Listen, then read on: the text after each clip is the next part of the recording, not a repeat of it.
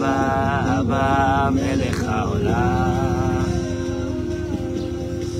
מלך, מלך, מלך, אבא של כולם. שוב ושוב אתה סולח, רק אליך עוד בורח, אבא, בואי תתן. אבא, אבא, אבא, מלך העולם. מלך, מלך, מלך, אבא של כולם. שוב ושוב אתה סולח, רק אליך עוד בורח, אבא, בואי תתן.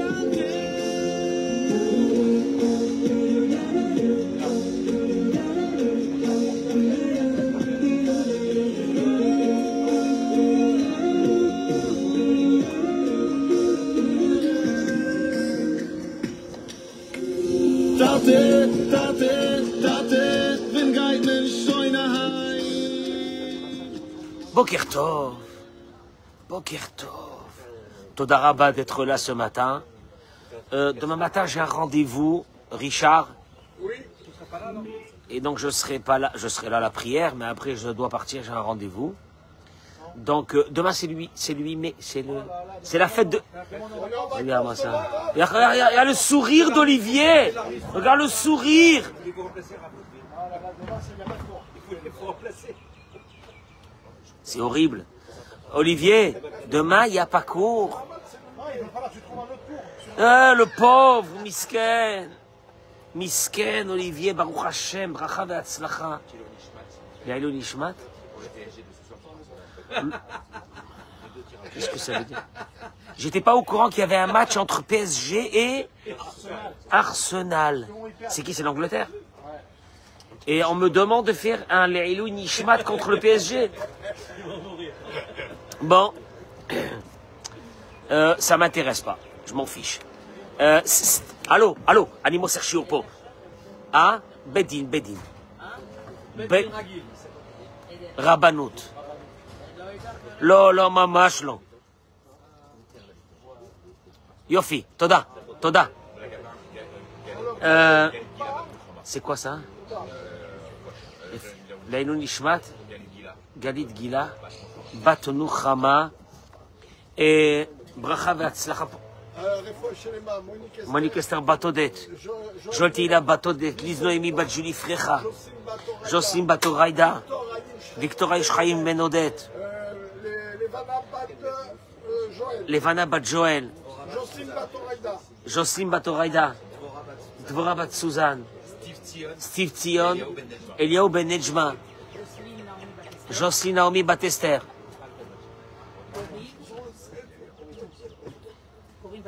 קורין בת אסתר.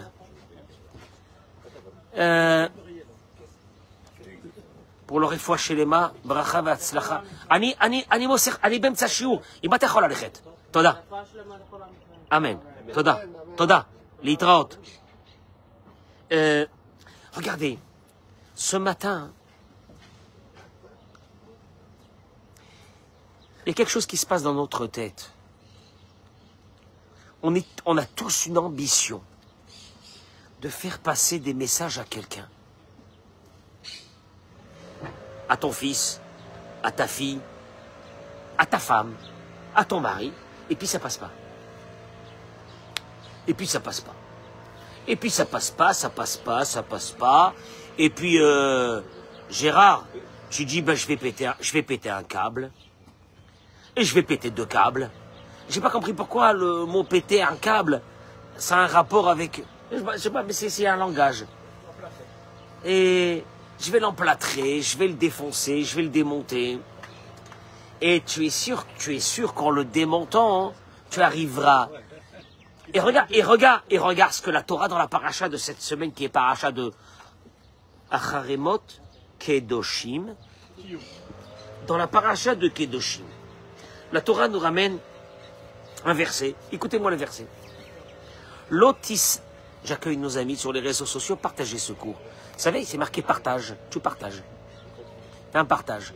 Il y a d'autres personnes qui profiteront de ces indications que je vais dire ce matin. Le verset, il dit la chose suivante. Lotisna et achicha bilvavcha. Qui c'est qui peut me traduire ces mots? Tu ne haïras pas ton frère dans ton cœur. Le même verset.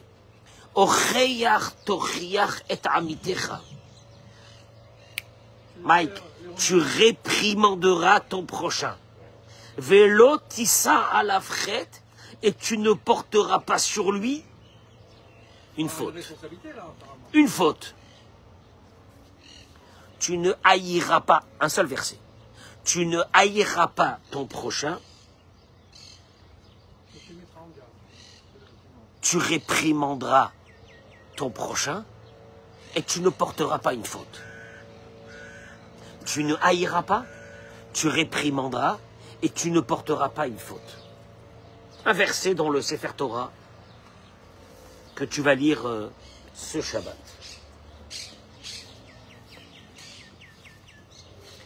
Le Smag, c'est un livre de Halachot. Sefer Mitzvot Gedolot. Un des grands livres de Halachot. Un des plus grands. Il dit, qu'est-ce que ça veut dire? Bon, concrètement, ça veut dire quoi? Kelomar, ça veut dire, Lotochichenu bidvarim kashim.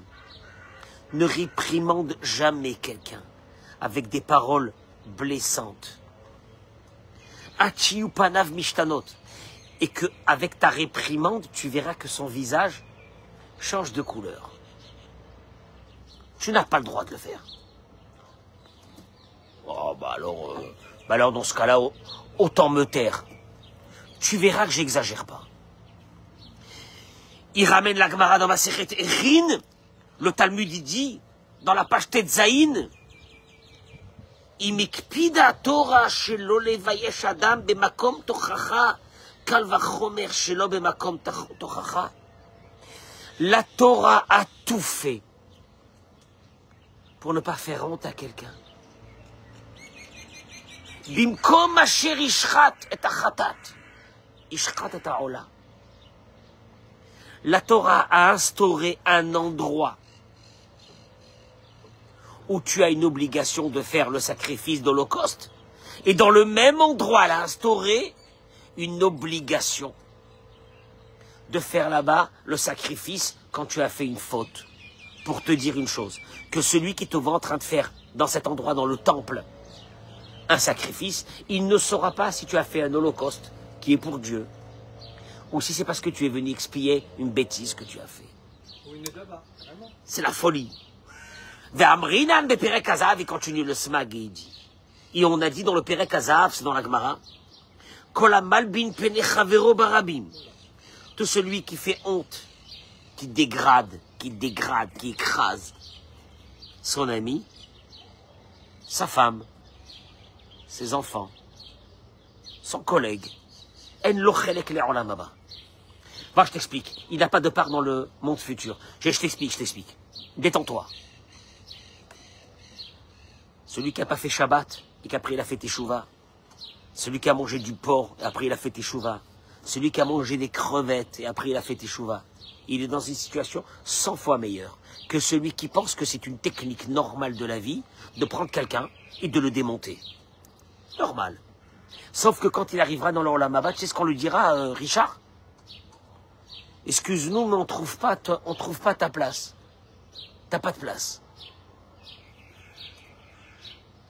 Vechen, il termine et dit, Loïchane Adam Shem la Chavero, chez Bosh Mimeno. Tu n'as pas le droit de donner un surnom à ton ami quand tu sais que ce surnom va lui faire honte. Si tu appelles quelqu'un clochard, Olivier, écoute, t'appelles quelqu'un mais blédard et pauvre type, tu lui donnes un surnom. Ce surnom-là lui fait honte. Ça fait partie des interdits de la Torah. Maintenant, je passe au Chinour. Le Chinour, c'est un des livres les plus majeurs de la Torah, où il explique les fondamentaux de chaque mitzvah, commandement de la Torah. Il donne une explication. Il dit le Chinour. Shoresh mitzvah, la racine de ce commandement. Yadoua, il est connu. Les ficha boshet sa'ar gadol abriot En gadol mimeno. Il n'y a pas une plus grande souffrance que la dégradation du respect de l'honneur de quelqu'un. Il n'y a pas une plus grande souffrance. Écoute-moi bien, tu peux me donner un coup de poing. C'est pas grave. Il y a pire qu'un coup de poing. Il y a quand tu me dis quelque chose qui dégrade ma personnalité, mon honneur. Ça, c'est pire. Et c'est pour cela. Dieu nous a interdit de faire souffrir une créature de ce monde.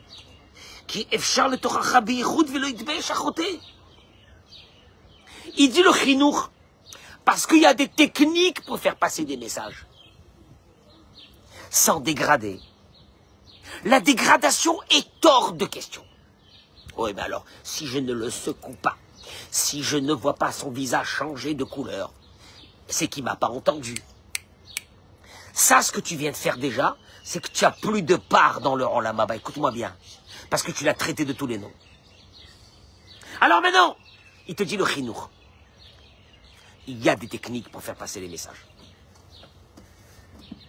Alors moi, j'ai cru toute ma vie que les techniques, c'était quoi?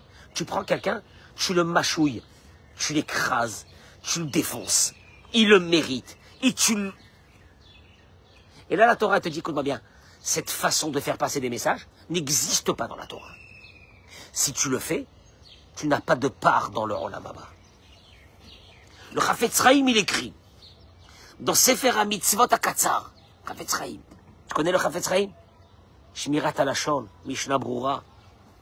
Il dit, Lo levayesh idiet ravero. Tu n'as pas le droit de faire honte à quelqu'un. Velo tissa alavchet. Parce que tu vas porter sa faute. Tu vois ce qu'il dit? Velo tissa alavchet. Nous, on a pensé que quoi? Qu'il y a une mitzvah de faire une remontrance, parce que si tu ne fais pas une remontrance, tu vas porter sa faute. Le Chafetz Chaim, il dit, c'est pas ça. Quand tu vas faire une mauvaise remontrance, tu porteras sa faute. Tu sais pourquoi? Parce qu'il ne changera pas. Et comme il ne changera pas, ton message n'est pas passé. Et quand ton message n'est pas passé, parce que toi, t'es tordu. Donc sa faute, il ne la réparera jamais. Et tu en es responsable. Et tu es responsable. Vekol sheken barabim, ve'avon gadol hu. Lefichach izaher shelo levayesh katan vegadol. Il dit, il y a une interdiction de faire honte à un grand ou à un petit, à n'importe qui. Et il termine et il dit, Dafka bemakom chez les chaora isheter, ou les chaora mitzvah leochiach. Dafka sham, tzarich leashirish et haïsur hachamur levayesh, kasher panav vishtanot shelaze en heter. Il te dit, justement, tu sais où la Torah t'a interdit de faire honte? Dans un endroit où tu penses, toi, que de faire honte, c'est normal. T'as un adolescent à la maison qui veut rien faire. Chaque fois qu'il passe, tu lui dis, espèce de clochard. Dis merci que je te donne à manger, pourriture. Mais tu vaux rien, mais dégage de cette maison, mais va-t'en de ma vie. Tu m'attends. Ou quand un homme traite sa femme de tous les noms d'oiseaux, ou vice-versa. Parce qu'elle a envie de faire passer un message, donc elle prend son mari, elle le démonte. Elle a perdu son Olam Haba. Écoute-moi bien ce que je suis en train de te dire. Toi, tu me parles de religion, tu fais ton Téhilim. Je vais te dire une chose. Arrête. Commence à comprendre que dans la vie, il y a d'autres façons pour faire passer des messages qui n'ont rien à voir avec les façons que toi tu connais.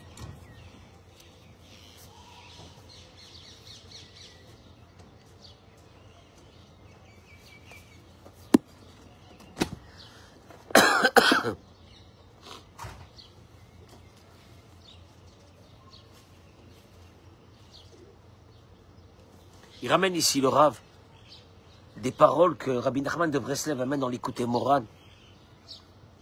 Écoutez, hein. Vous n'êtes pas Breslev, je ne suis pas Breslev, ça n'a rien à voir. Regardez, ces paroles sont des paroles d'une sagesse extraordinaire. Il dit Rabbi Nachman, Afalpi chez Tochacha ou Davar Gadol. De faire des remontrances, c'est une chose qui est obligatoire. Quand quelqu'un se conduit mal, quand quelqu'un il a une vie qui n'est pas bien, quand quelqu'un il y a des problèmes dans sa tête, il y a une mitzvah de le réveiller. Comme chez Katouf, comme il est écrit, C'est la paracha de cette semaine. Il y a une obligation de faire des remontrances. Afalpiken, quand même. Lokola Adam Raoui Lochiach. Il y a beaucoup de personnes qui n'ont aucune technique, aucun savoir, aucune pédagogie pour faire des remontrances. Comme il a dit Rabbi Akiva. Gérard, Rabbi Akiva a existé il y a 2000 ans. Lui-même, il a déclaré il y a 2000 ans. Tameani. Je me pose une question, il dit Rabbi Akiva il y a 2000 ans. S'il y a dans cette génération quelqu'un qui a la capacité, la chorma, l'intelligence, de faire des remontrances. C'était il y a 2000 ans. Il dit Rabbi Nachman de Breslev. Car quand une personne, elle n'est pas apte, vous savez pourquoi elle n'est pas apte? Non. Mesdames et messieurs, écoutez bien ce que je vais dire dans quelques minutes. Vous allez tout comprendre. Pourquoi depuis des années vous hurlez et ça ne sert à rien.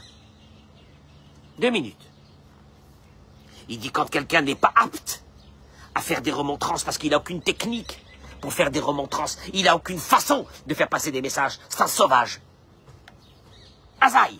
Alors, l'odaï chez nos mo'il, pas seulement que sa remontrance n'a servi à rien.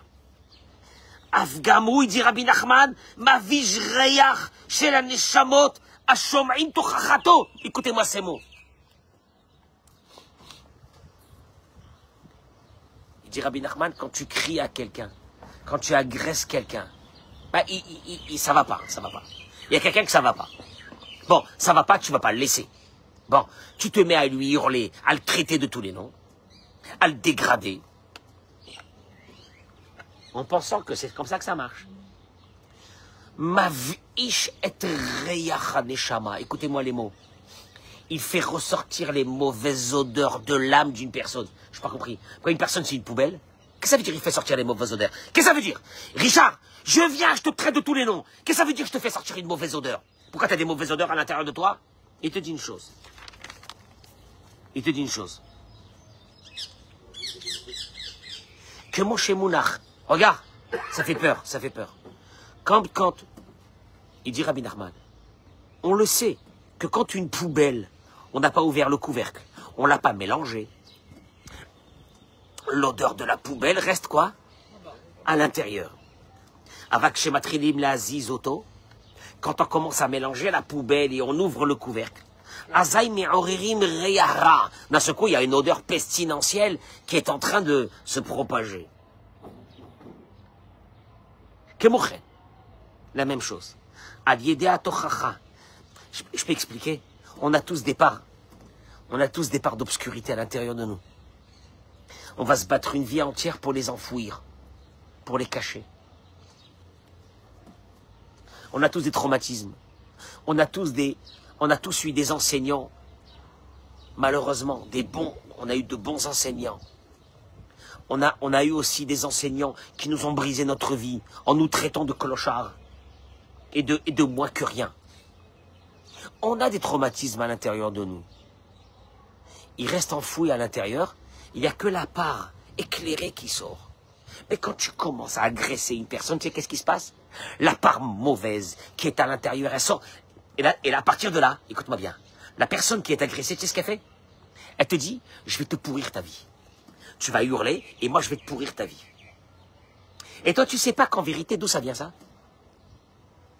Ça peut être dans un couple, ça peut être avec des enfants. C'est parce que tu as réveillé la facette noire d'une personne. Tout le monde a une facette noire, tu l'as réveillée. Tu l'as secouée, elle est sortie. Et quand elle est sortie, la personne agressée, tu sais ce que te dit? Ça va être une question de vie ou de mort, je vais te pourrir ta vie. Tu vas hurler, et moi je vais te pourrir ta vie. Et je dis aux hommes et aux femmes, ça fait des années que vous hurlez, ça fait des années que vous criez, ça fait des années que vous agressez, ça fait des années que vous dégradez l'autre.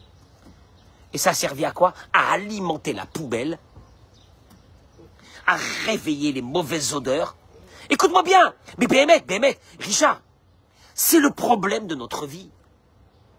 ces hurlements, ces cris, ces agressions, ces mots. Je voudrais, écoute-moi bien, si je réveille une seule personne ce matin, qu'aujourd'hui, elle dit, c'est fini. J'ai gagné ma vie. Je comprends pas que j'ai gagné ma vie. Mais mettre une seule personne.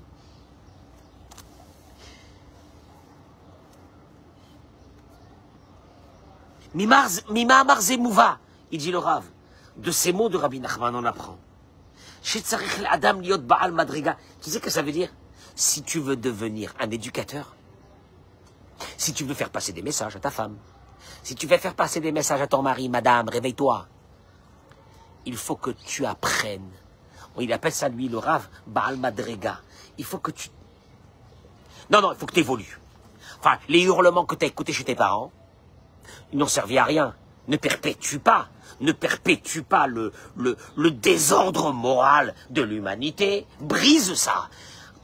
Apprends que c'est pas comme ça que ça passera. Là, moi, c'est pas comme ça que ça passera. Ah bon? Il y a un qui m'a dit, avec la manière forte. Je lui dis la manière forte, ça fait des siècles qu'on parle de la manière forte, Gérard. Elle n'a servi strictement à rien. Et là, il dit une chose. Il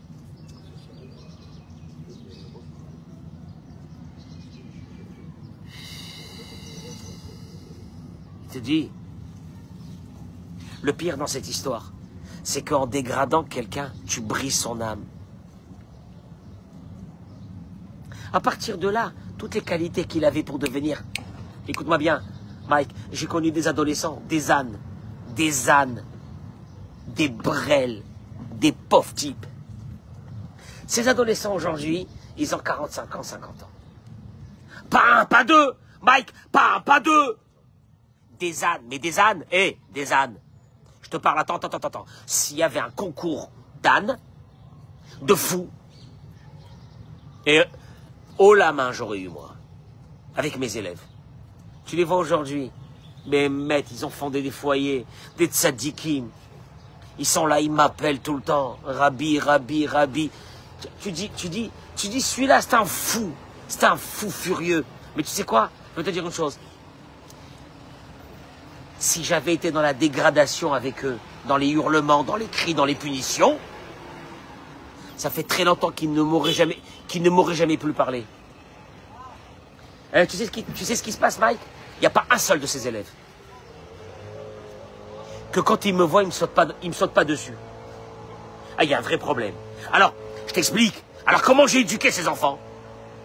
Et je le dis ça aux enseignants. Je fais une parenthèse.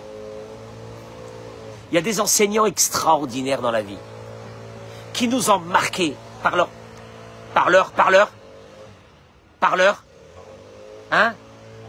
enseignement, non. Par leur technique, non. Par leur personnalité. Et il y a d'autres, des assassins, qui par dépit de leur vie de clochard, sont devenus des enseignants. Et ils nous ont brisé des générations d'élèves. Parce que c'était des ânes qui auraient dû travailler dans un entrepôt en faisant descendre des marchandises, ils sont devenus des enseignants. Et en vérité, c'est pas de leur faute. La faute, c'est assez. Je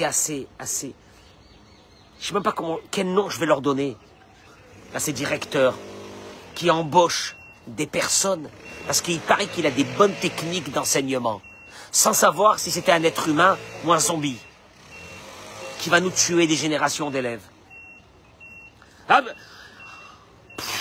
Ben ouais. Amen qu'il y a un seul directeur qui m'écoute. Ces grands directeurs d'école qui eux-mêmes sont devenus directeurs par accident, mais ils auraient dû être aussi dans un entrepôt parce qu'ils n'ont rien compris. Qui a mitziut ma'a, car la réalité elle a montré que la majeure partie des adultes, il dit le Rav, brisés à vie, c'est parce que les remarques et les remontrances ont été incessantes et violentes. Et ils se disent, Imani Kazera, ceux qui ont été agressés disent, si vraiment je suis quelqu'un de néfaste, de méchant, de mauvais, donc j'ai aucune capacité à réparer. Donc à partir de là, laisse tomber. C'est fini pour moi la vie. Et rien ne passe à Chazon Ish. Le Chazon Ish, il ramène dans la halakha. Chez Bisman Azé, qu'actuellement, le Chazon Ish, c'était il y a 50 ans. Qu'actuellement, Enenu Yodrim Leochiach. Écoutez bien les mots, ouvrez vos oreilles. Si vous avez des trous dans les oreilles, ouvrez-les. Qu'aujourd'hui, on ne sait pas faire de remontrance. Ve'alenu leharot ahava. Il reste qu'une seule façon, c'est de montrer de l'amour, du respect, de l'amitié. Quel respect, Rabbi? Je vais le tuer ce matin. Je vais le tuer. Je vais le tuer. Tu me parles d'amour, je vais le tuer. Après, je vais l'aimer. Quand il sera mort, je vais l'aimer. Mais je vais le tuer. Chazon Ish, il te dit, aujourd'hui, plus personne ne peut faire des remontrances. Il ne reste qu'une seule chose, si vous voulez réussir, l'amour. Tu sais c'est quoi l'amour? Je vais te dire c'est quoi l'amour. Quand tu prends quelqu'un dans tes bras, tu le serres. Mais ça, voilà, Gérard, c'est Richard. Je le sens pas. C'est Richard. Richard, je vais te dire une chose. Ça fait des miracles. Maintenant, celui qui te voit en train de serrer quelqu'un, il va dire, oh, le pauvre, miskin. Bon, il serre les gens. Il est mimi. Tu veux que je te dise une chose? Si un enseignant avait la capacité de prendre un élève et de le serrer dans ses bras, mais moi j'ai serré des générations de gaillards d'1m80, je les ai serrés. Mais j'avais envie de les frapper, mais je les ai serrés. Je répète encore, il y a des écoles qu'il faut fermer. Il y a des écoles qu'il faut fermer l'école.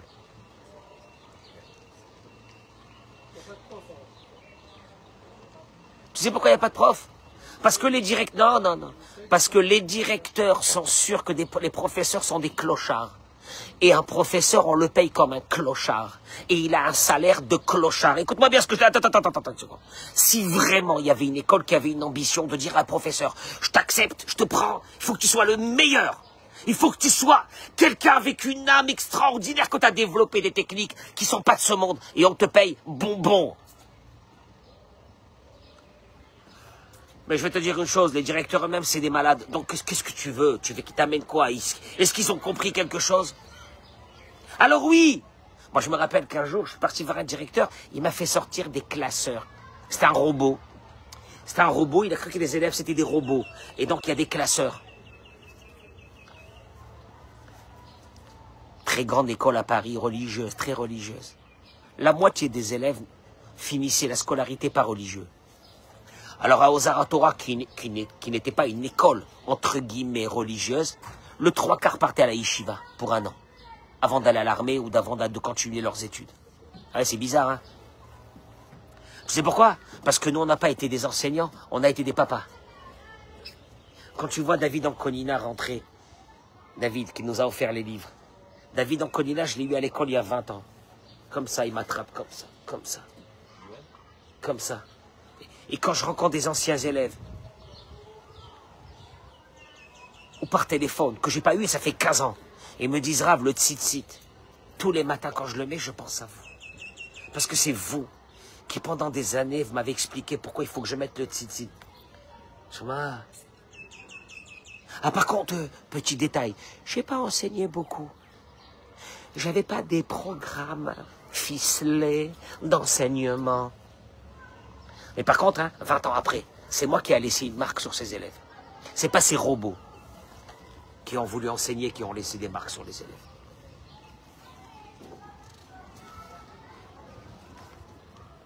Je peux vous dire une chose?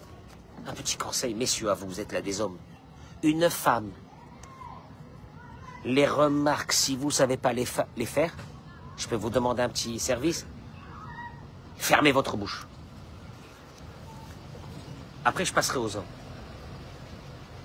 Une femme, s'il y a une chose qu'elle ne supporte pas, parce que ça fait partie de son ADN, une femme, son ADN, c'est le respect, l'attention, l'amour, se sentir toujours aimée par son mari. Une femme ne supporte pas les remarques.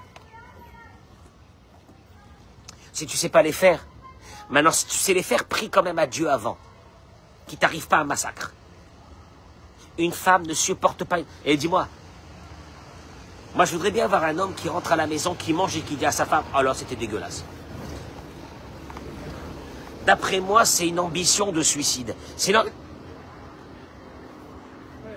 Ou une femme qui s'habille, qui dit à son mari, comment tu me trouves? Et il dit affect.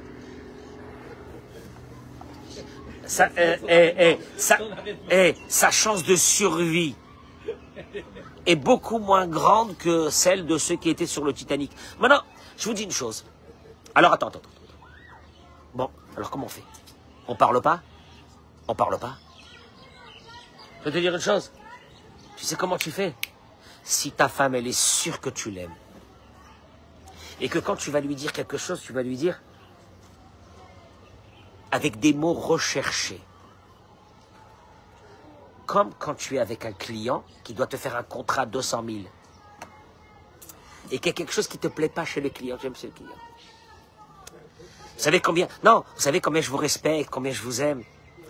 On travaille, ça fait tellement d'années ensemble. Vous savez que, vraiment, hein, moi je vous ressens comme un frère. Tu vois, le mec d'un seul coup, je vous ressens comme un frère. Et simplement, regardez, vraiment que vous ne soyez pas vexés. J'aurais bien voulu que la prochaine fois, ça soit comme ça, si vous pouvez. Celui qui parlait comme ça à sa femme. Si une femme est parlait comme ça à son mari, moi je peux vous dire une chose, beaucoup de maris ne veulent plus rentrer à la maison le soir. Parce que c'est que des agressions. Et puis un bon matin, t'as la femme qui m'appelle et qui me dit, je sais pas pourquoi, il est parti. Il est parti. Il est parti. Il est parti. Tu te poses pas de question pourquoi il est parti? Non, on avait des discussions de couple. Ils appellent ça des discussions de couple. C'est-à-dire, elle le défonçait, il a défoncé, et ça se défonçait, et puis un bon matin, l'un des deux, il a craqué, il est parti. Bizarre. Si tu sais pas, ferme ta bouche, ne dis rien. Il vaut mieux. Si tu te sens pas en situation de faire une remarque positive, il vaut mieux que tu fermes ta bouche. Ça sert à rien. Il dit une chose. Je termine avec ces mots. Il dit sachez-le. Chez l'école, l'Adam Yeshma'ala, chez le Ridifa Atzmit. Richard, on a tous des traumatismes. On a tous des choses qu'on n'a pas envie qu'on nous rappelle. On vit dans une génération, il dit le Rav, où les gens sont faibles. L'estime de soi, elle est très dégradée. Tu sais pourquoi elle est dégradée, l'estime de soi? Parce qu'avant, on vivait dans un village, on connaissait personne, et on s'évaluait par rapport aux gens du village. Aujourd'hui, on s'évalue par rapport à quoi? Au réseau, aux gens. C'est-à-dire qu'aujourd'hui, notre image de soi est très dégradée. C'est dur d'avoir une image de soi. Une femme, quand elle voit sur les réseaux sociaux ce qu'elle voit, elle se dit, je suis moche, je suis pas belle. Un homme, quand il voit sur les réseaux sociaux des hommes avec des Lamborghini à 1 million d'euros, il se dit, mais j'ai dû rater quelque chose dans ma vie. Tu comprends mon nom? Alors il dit le Rav, les adolescents, c'est pire encore. Quand ils voient sur les réseaux sociaux des adolescents ou des adolescentes, et d'un seul coup elle se regarde à elle, avec son corps qui commence à grandir, et elle dit, mais c'est quoi cette horreur? Écoute-moi bien, c'est très dur, mais on vit dans un monde qui est très dur. Il te dit que, en fin de compte, tu sais des fois ce qu'on a besoin dans la vie, malheureusement, c'est que quelqu'un nous réconforte dans cette idée qu'on est des moins que rien. Et que quand quelqu'un nous traite de moins que rien, on se dit, ben oui, j'avais raison. C'est ce que je pensais de moi-même, que je suis à moins que rien. C'est horrible.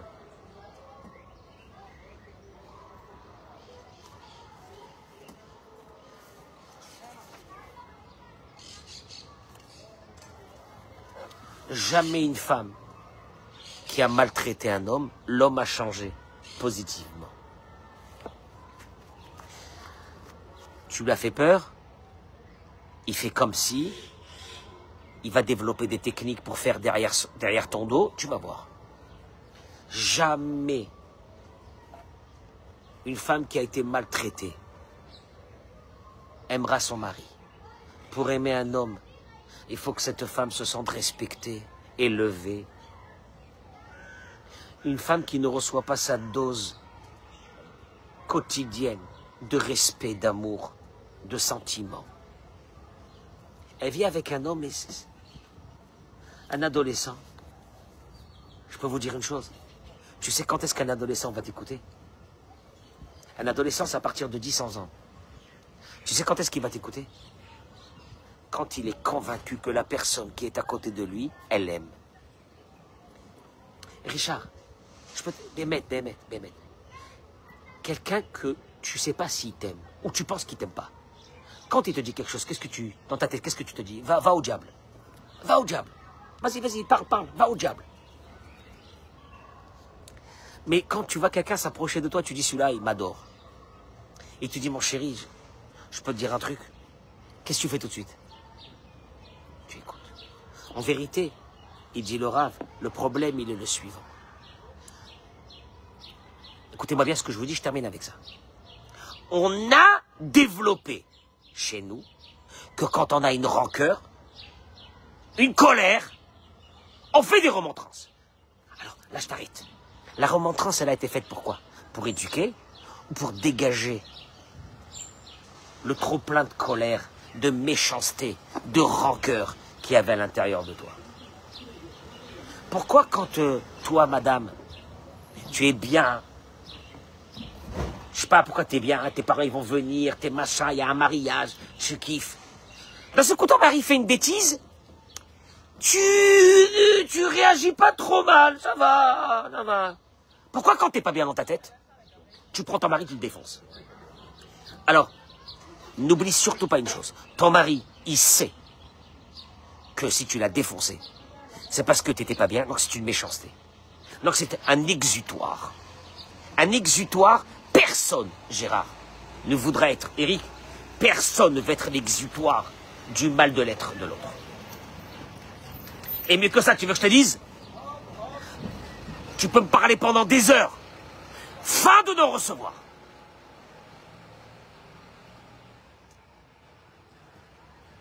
Alors, Mike, je vais te dire une chose.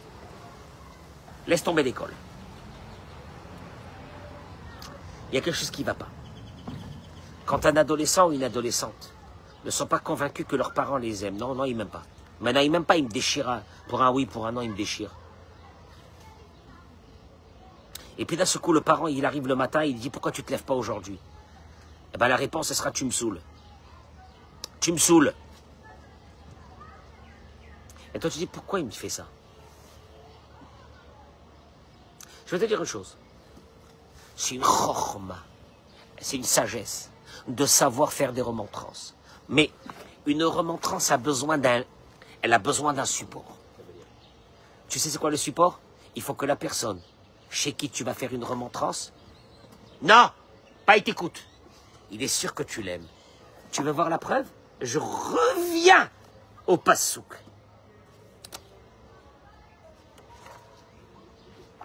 Que nous venons de voir. Lotisna et ahicha bilvavcha. Un seul verset, un seul.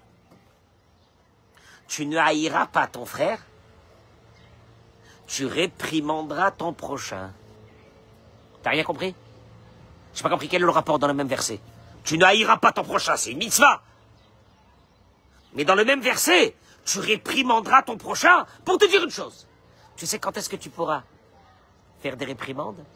Quand la personne en face, elle sait que quoi? Que tu l'aimes. Tu ne haïras pas, donc tu aimeras. Tu aimeras, tu réprimanderas. Tu aimeras pas, parce que c'est la colère, parce qu'il t'a déçu, parce qu'il n'est pas bien, parce qu'elle est ci, parce qu'elle est là, ça ne marchera pas.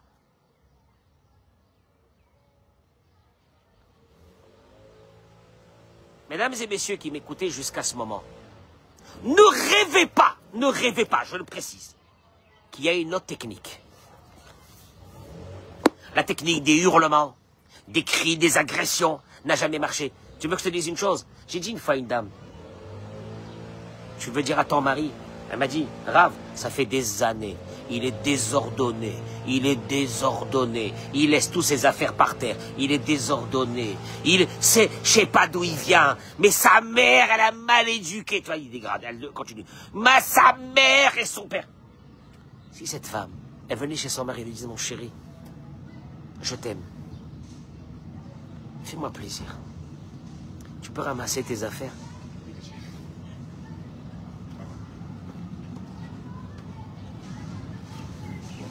Et pour arriver à ça, il faut une chose, le travail des midotes. Parce que nous, notre concept de faire des remarques, c'est aussi un exutoire de colère, de haine. De vouloir prendre possession de quelqu'un. Alors comment on fait? T'es un moins que rien, t'es ci, t'es là. Je peux terminer par une chose? Personne n'a une obligation de rester marié avec un sauvage ou une sauvage. Personne. Monsieur le rabbin, il y a les enfants. Personne n'a le droit de sacrifier sa vie, de vivre avec un sauvage ou une sauvage. Si tu vis avec quelqu'un qui ne connaît pas, qui ne sait pas le langage humain, que c'est un sauvage, c'est un animal, il ne faut pas rester avec lui. Et si ce sauvage, pendant des années, il a fait un travail sur toi, où il t'a démontré A plus B, parce qu'il te démontre, hein, c'est des Khamim, A plus B, que tu ne vaux rien, et que heureusement qu'il est là, ou heureusement qu'elle est là. Alors là, c'est des pervers narcissiques, sauve-toi d'eux, mais sauve-toi d'eux, mais sauve-toi d'eux. Tu sais quoi? Même si tu as une année de bonheur seul, ça vaut mieux. Attention, mesdames et messieurs, je ne suis pas en train d'encourager le divorce.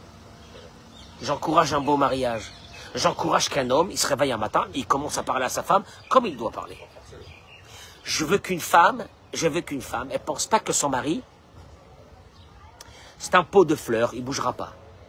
À un moment donné, ce mari agressé ira chercher un peu plus de douceur ailleurs. Oh bah qu'il aille, et bon qu'il aille. On verra. On verra le jour où il sera parti. Moi je connais ces gens-là qui sont forts avant. On va les voir après. Ce mari qui s'occupe de toi, ce mari qui amène la parnassa, ce mari qui fait tout pour toi. On verra. Cette femme qui s'occupe de toi, cette femme qui t'a donné des enfants. Cette femme, on verra. Alors aujourd'hui, les psychologues, les psychiatres, ils te parlent de ce qu'on appelle message positive. Façon positive. Mais moi je vais vous dire une chose, la Torah elle te dit, Rabbi Akiva il dit, je ne sais pas si aujourd'hui il y a encore des personnes qui peuvent faire vraiment des remontrances. Et sur ça le Chazon Ish, qu'est-ce qu'il te dit? Ben, il n'y a qu'une seule chose qui marchera. C'est pas la remontrance, tu sais c'est quoi? L'amour. Je vais vous dire une chose, je termine Béhémet avec ces mots, Richard. Quand j'avais 18 ans, 19 ans, j'ai voulu arrêter les études et j'ai appris un métier. Et mon père, il est venu, il m'a dit simplement comme ça, Alav Shalom. Il m'a dit, mon père, j'avais 19 ans, ou peut-être 20 ans, Mechila, peut-être 20 ans. Petite crise d'ado à ce moment-là, j'ai dit, j'arrête la yeshiva, j'arrête les études, j'arrête tout, je vais apprendre un métier. J'ai appris un métier que mes amis avaient appris, et un métier, un vrai métier, hein, pas les métiers d'aujourd'hui. Et gagner bien ma vie. Mon père, il m'a dit, il est venu, mais il m'a dit, j'ai entendu que tu as appris ça et ça. Je lui ai dit, oui. Bon, moi, j'avais pas peur de lui. Hein. Il m'a dit, ça me fait pas plaisir du tout. Ça suffit. J'ai repris mes affaires, je suis retourné étudier. Ça suffit. Ça me fait pas plaisir. Tu sais pourquoi ça suffit? Parce que mon père, c'était mon ami, c'était notre ami, mais une amitié, une sincérité, un cœur vis-à-vis de nous, une attention, que j'ai pas pu supporter l'idée de faire du mal à mon père. Et je suis retourné. Ah, j'ai fermé ma bouche. Ah, j'ai fermé ma bouche. Voilà. Quand quelqu'un, il sait que tu l'aimes, tu peux pas le décevoir.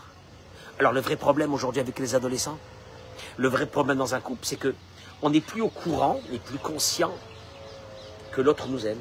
C'est fini. En vérité, il n'y a plus de vrais mots de gentillesse, des mots d'amour. Il n'y a plus de vrais mots d'amour. Il n'y a plus rien. Il y a Je parle même pas dans les écoles, Gérard. dans les écoles. Je vois des enseignants. Mais il y a des enseignants extraordinaires. Hein, mais il y a des enseignants dans des écoles où tu te dis, ceux-là, ils devraient terminer en psychiatrie. Ce pas des enseignants. Tu flippes. Ils ont des enfants à l'intérieur.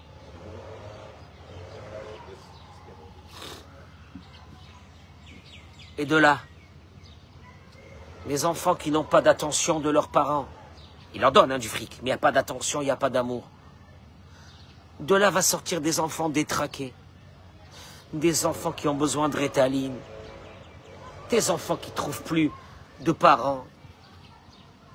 Parce que les parents, à part leur faire des pâtes à la sauce tomate, les parents, il n'y a rien. Il n'y a rien de parent. Après, le parent, il est avec son téléphone, l'enfant, il est avec son téléphone, et à un moment donné, l'enfant, il devient fou. Parce qu'un enfant a été conçu par Dieu pour avoir besoin de parents. Ce n'est pas un chat, il a besoin de parents.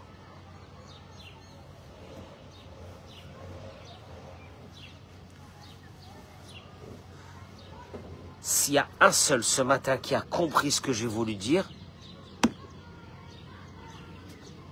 Akadosh Baruch Hu aujourd'hui vous protège avec une protection totale. Parce que demain, il n'y a pas cours. Demain, c'est le 8. Le 8 mai. Qu'est-ce que ça veut dire le 8 mai en France? Non, le 1er mai. C'est l'Ascension, non? Baruch Hashem. On est face à un parterre de Français ici qui ne sait même pas pourquoi il y a le 8 mai. C'est la fête de la victoire de 1945. Ah, Mazal Tov, la fête de la victoire. Ça fait longtemps que la France elle est plus victorieuse. Ah bon, allez. Bracha ve'atzlacha, amen ken yiratzon.